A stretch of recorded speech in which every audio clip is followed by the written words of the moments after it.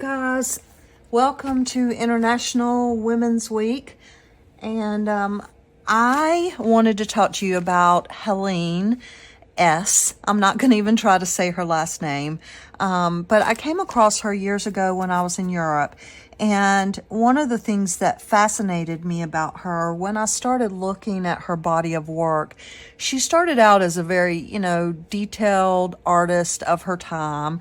She was very, very good. And because she had some heartache and some challenges, and of course she was living through very tumultuous times, she started a process, and you can see it in her work, where she started to not try to paint pretty pictures, but try to paint pictures that told her truth. And you guys know I'm all about that.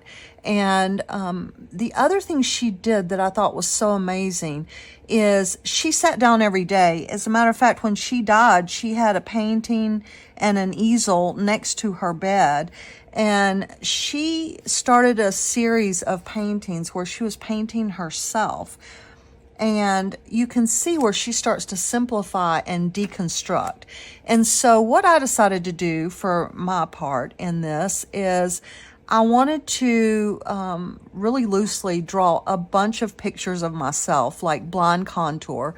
And I did that. And then I wanted to see what I could do with those. And I try to sit down with a stack. You can see I've got a stack here. I try to sit down with a stack and set myself a timer and work on all of them. And I'm going to get started with that in just a second. Just so you know, these are old pages. I have put white paint. It's my favorite paint, Waverly chalk plaster. And I'm using a Lyra Graphitone pencil. Let's see if I've got it. Yeah, it's water-soluble graphite. I also use some Stabilos. Sorry, these are stuck together. 8046 water-soluble. Isn't it always the way? And then just some water and some Neocolors. And also I'm going to use some oil pastels. So, not a lot of supplies. And I did the drawings of my face ahead of time, so you don't have to sit here and watch me do a bunch of blonde contours.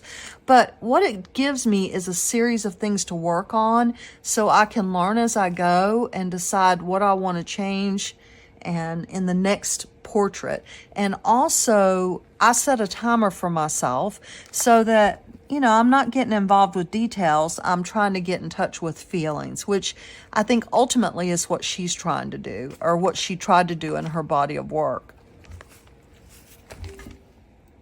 I'm using, a water-soluble graphite, Lyra, and just a little water to begin with. And these pages, they're a little bit fragile. And I had already done a blonde contour, but I'm just doing this to get some of the graphite on the page. And then what I wanted to do is see how much I could deconstruct this and still be able to tell. And I'm using a little Neocolor too.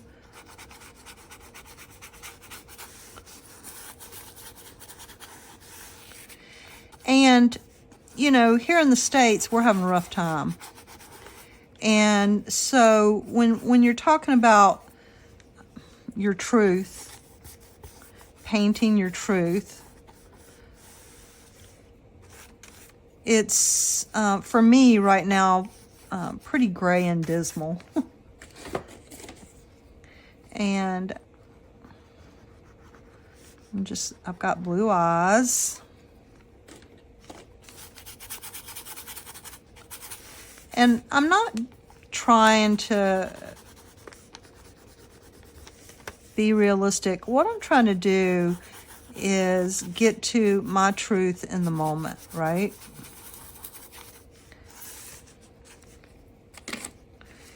And right now that looks like kind of a mess, I know. And I'm looking for my Lyra so I can get my pupils in there. And what I'm going to do is let this dry for a minute because this is very fragile paper. It's a vintage paper, and I love the, you know, the color of it. But if I keep scrubbing away with wet media, then I'm going to have a problem, and I'm going to come back to that. And this one,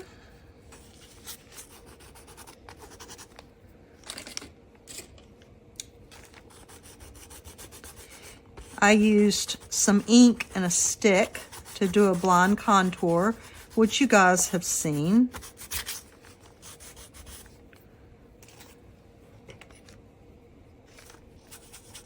By the way, this is my favorite color. It's Waverly. The color's Plaster. I get it at Walmart.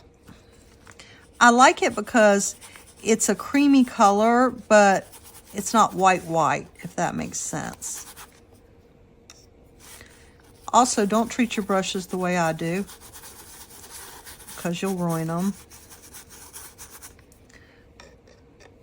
But I just scrub and scrub with my brushes. And again, I'm just trying to get an approximation of my face down and let the color dry for a minute. And you guys can do a blonde contour. You could trace your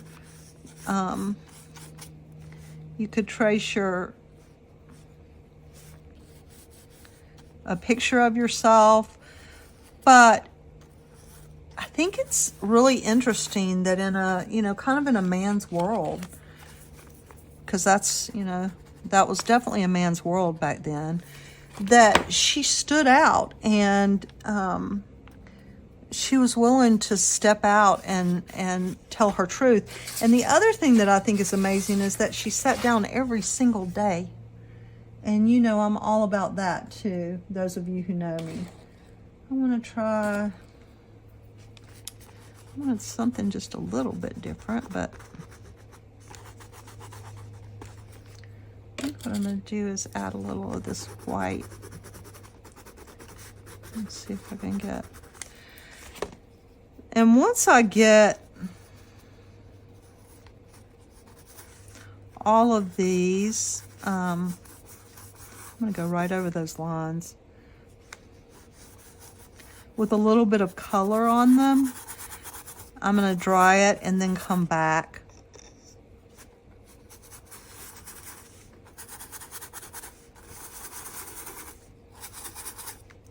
And I'm just kind of scrubbing around. I find glasses, I don't know about you guys, but I find glasses to be, you know, kind of irritating to me when I'm when I'm creating. Actually, I find them irritating on my face too, so there's that. Let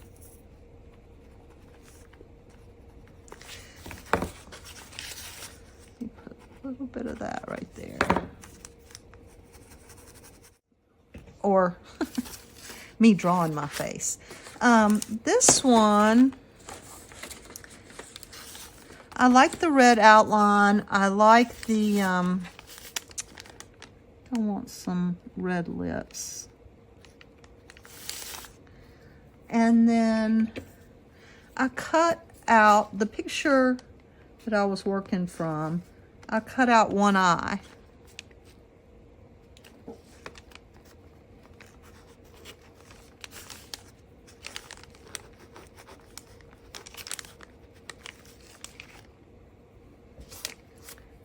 And that's a little too much, too much red for me.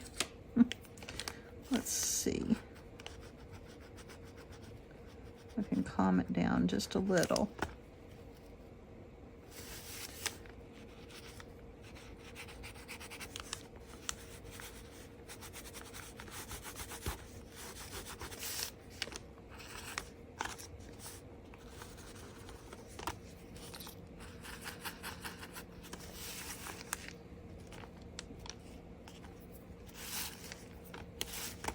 And I'm just seeing how I feel about it. And like I said, I like the red outline.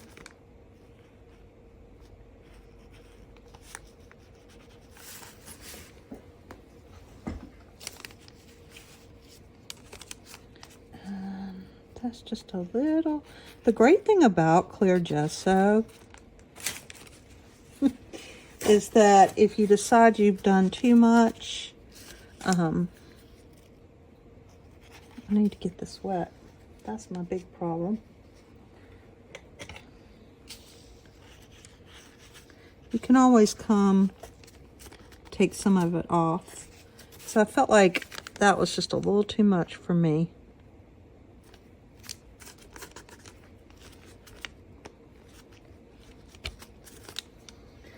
I think I need to use pencil, would work a lot better there.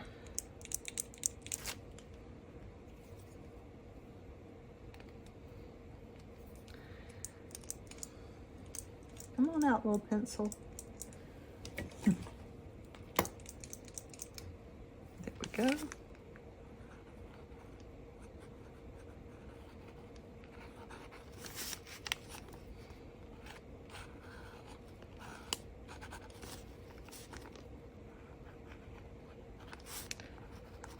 I'm just putting in a... Okay, I finished my stack, and I think in the interest of time, I'll probably cut some of it, but show you my results here. This one ended up being my favorite. There's something about these red lines and this pink and this little bit of realism there that I just adore how this turned out. And it captures a feeling for me. And then you guys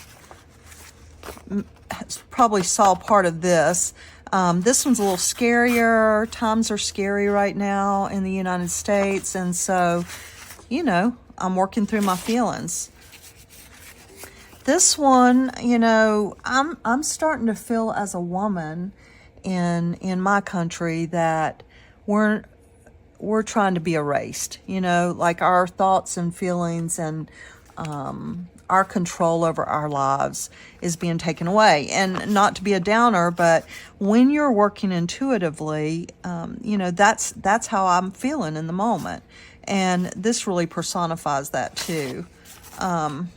These two I haven't done yet. And then this one, it's a whole different feeling, right? You know, it's a little more cartoony and clown-like, because there's a lot of that going on too. But this one ended up being my favorite. And so what I would encourage you to do is, the thing that Helene did is she sat down day after day after day after day. And if nothing else, sit down and work through a series in a set period of time so that you can start to get a feel of, you know, intuitively how you're feeling. Because when you sit down and look at things all in a group, a storyline starts to happen for you. And the other thing that happens is you may do 4 or 5 or 6 of these and get something you really like. So I will try this process again because I really, really like it, with the red and the pink and the little piece from a photograph of myself. So, you know, I just encourage you to sit down. What I'm always trying to do is encourage everyone to sit down and put their, you know, their hand on paper and get a brush or a pencil. And even if it's just for a few minutes, allow yourself to do some work. Thank you, Galia, for having me, and hopefully you guys found this interesting.